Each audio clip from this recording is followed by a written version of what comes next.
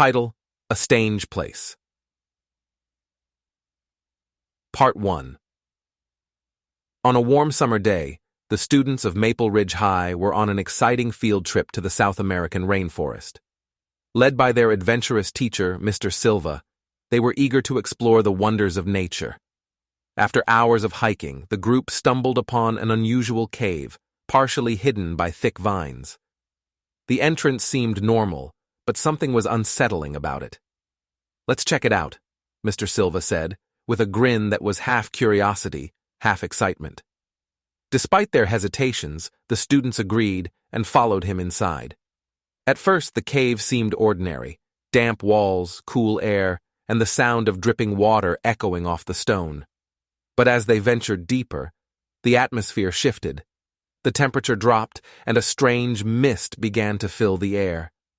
There was a faint glow coming from further inside the cave. They pressed on, their curiosity piqued. But the closer they got to the light, the more disoriented they became. The cave seemed to twist and turn in ways that made no sense. Some of the students began to panic, feeling as if they were walking in circles, even though they had been following the same path. "This isn't right," said Clara, one of the students, her voice shaking. "We should go back." But going back was no longer an option. The entrance had vanished behind them, swallowed by the darkness. Desperation set in as they hurried toward the glowing light, hoping it would lead them to safety. When they finally reached it, the glow revealed something far more terrifying than they could have imagined. Strange creatures, part bat, part bird, hung from the cave ceiling, their eyes glowing red. As soon as the students got too close, one of the creatures swooped down with blinding speed, slashing at them with razor-sharp claws. Screams filled the cave as they tried to escape the attack, but the creatures kept coming, their wings beating like the wind.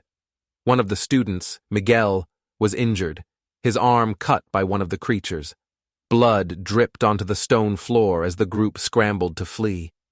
In the chaos, several of them stumbled over a hidden ledge and fell into a massive hole, plunging into complete darkness.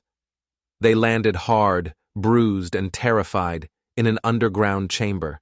They were trapped, lost in the depths of the cave for what felt like an eternity. 3 long hours passed, each minute filled with dread. The only sounds were their rapid breathing and the distant screeches of the bat-like creatures.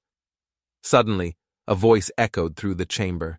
It was soft, almost melodic, but strange enough to send chills down their spines. "Follow me." Startled, they turned and saw a figure emerging from the shadows.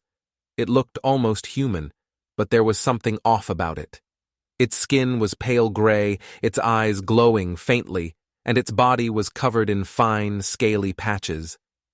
The creature moved silently, beckoning them to follow. With no other choice, the students and Mr. Silva followed the figure deeper into the cave. As they rounded a bend, the chamber opened up into an astonishing sight.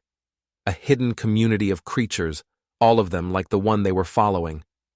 They had human-like bodies, but were covered in gray scales, their eyes glowing softly in the dim light. The walls of the cavern were lined with strange, glowing plants, and the air hummed with a low, eerie sound. "This is impossible," whispered Clara, staring in disbelief. The creatures moved gracefully around their hidden city, paying little attention to their new visitors. One of the gray-scaled beings approached, its voice calm but commanding. "You are not the first to find this place," it said. "But now that you have, you cannot leave so easily." The students exchanged terrified glances. Trapped in this strange underground world, surrounded by beings neither fully human nor animal, they realized their escape would be far more difficult than they ever imagined. And as they stood there, the creature's eyes watched them intently, as though deciding what fate awaited the intruders in their hidden world beneath the earth.